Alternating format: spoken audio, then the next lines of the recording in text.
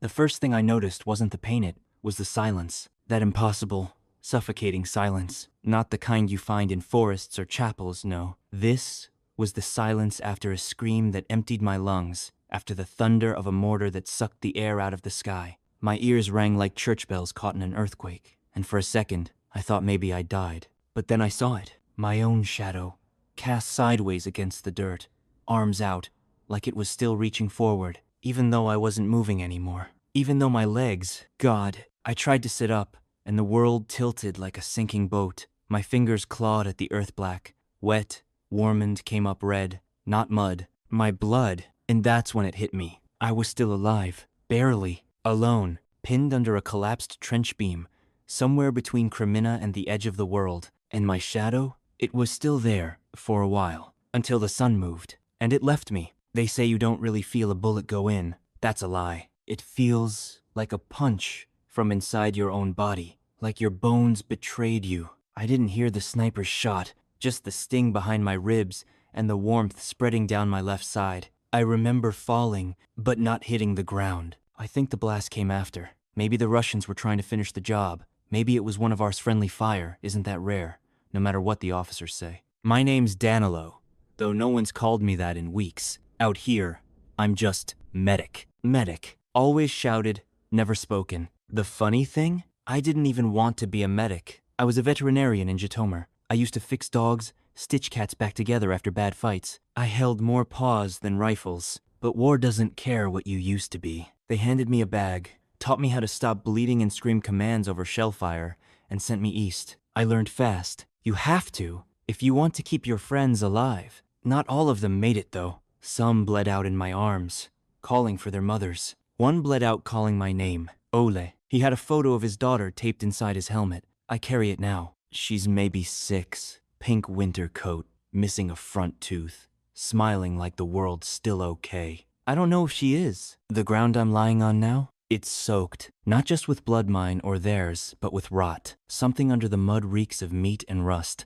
Dead things, unburied, forgotten. My chest feels crushed. Breathing hurts. I know enough to recognize a punctured lung, maybe 2 broken ribs. My left hand's not moving. Shrapnel. I can feel the heat of it inside me, still glowing, like embers. I should call for help, but I used my radio battery earlier today on another squad's distress signal. They never made it out. I remember the smoke rising over the tree line, black, like a funeral. Now it's just me, whispering into empty air. No reply, but I keep whispering anyway. I used to believe in clean endings. Surgery goes well, patient wakes up, tail wags. Now, I know better. War doesn't offer closure. It just opens people up and walks away. I can't move my legs. I think they're still there, but I don't know how badly they're crushed. I don't want to look. The thought of seeing bone, it makes my stomach twist. But I need to stay conscious. If I pass out here, I'm done. So I talk to myself. My voice is cracked,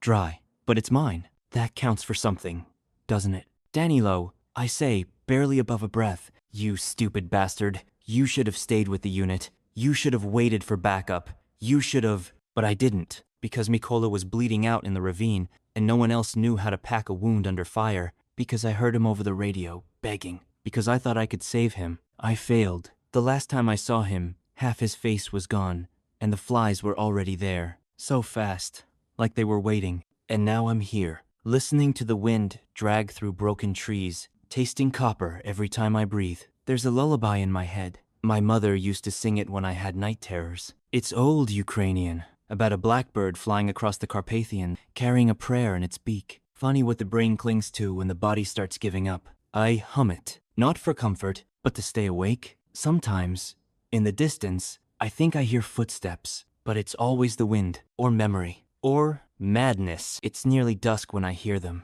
Not footsteps, voices, Russian. They're close, maybe 30 meters off. Their boots squelch in the mud. One laughs. Casual, unhurried. They're scavenging, picking over corpses, maybe looting gear. I go still, heart kicking against broken ribs. I don't have a weapon. My sidearm's gone. Maybe buried in the dirt. All I have is a scalpel. Tiny, useless. But I grip it anyway, because it's sharp. And mine. I hear them move closer. 2, maybe 3. One lights a cigarette. I smell itacrid. Bitter. They're speaking low. I recognize the dialect Kursk. One says something about checking the ditch. They're coming. I close my eyes. Breathe once, twice. Count heartbeats. Suddenly, gunfire. Rapid, controlled. Ukrainian. A burst of shouts. Then silence. Then running. Then a voice. Ours. Danilo? It's Serhiy. I know that voice, like I know my own heartbeat. He drops beside me, eyes wide. Jesus, you're alive. I smile. Barely. Define alive. They lift me. Pain screams through me. I almost black out. But I hold on. Because this moment, this breathe is proof. I wasn't forgotten. And my shadow? It returns. Small, faint, but there. Still with me. In the field hospital, they amputate my left leg. Below the knee. I watch them carry it away in a red bag. Like it's just another piece of garbage. It should devastate me. But all I feel is light. Not free, no. Just unburdened. Like I left the worst of the war in that trench. I see Suri again.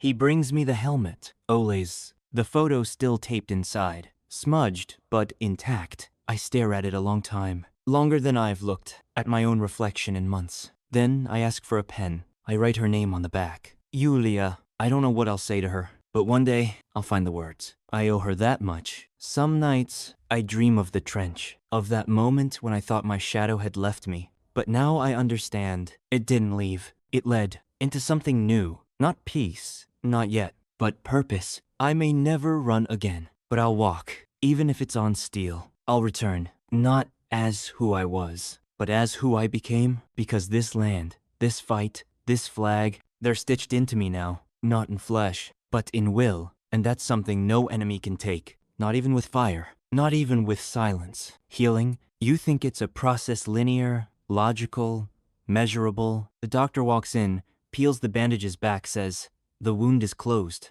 But there's no gauge for the wounds you carry inside. No chart for the nights you wake up choking on screams. Some mornings, I'm still in that trench. Leg or no leg, it doesn't matter. Because what I lost wasn't just bone or muscle. I left a version of myself buried in that dirt. A younger version. A softer one? The kind of man who used to cry during animal rescue videos. Who kissed his wife's shoulder in the morning just because it made her laugh. Who believed you could fix anything with time and enough love. That man didn't survive Crimina. I don't even hate the one who came back in his place. But I don't recognize him yet either. Sometimes I walk the halls of the rehab center late at night. Well, walk is generous. I hobble. Drag. My crutches click against the linoleum floor like distant gunfire. Outside the window, Lviv is dim and hushed. No sirens tonight. No distant thumps of artillery. Just the low hum of electricity and the occasional dog barking like it remembers the war, too. I caught my reflection in the glass last night.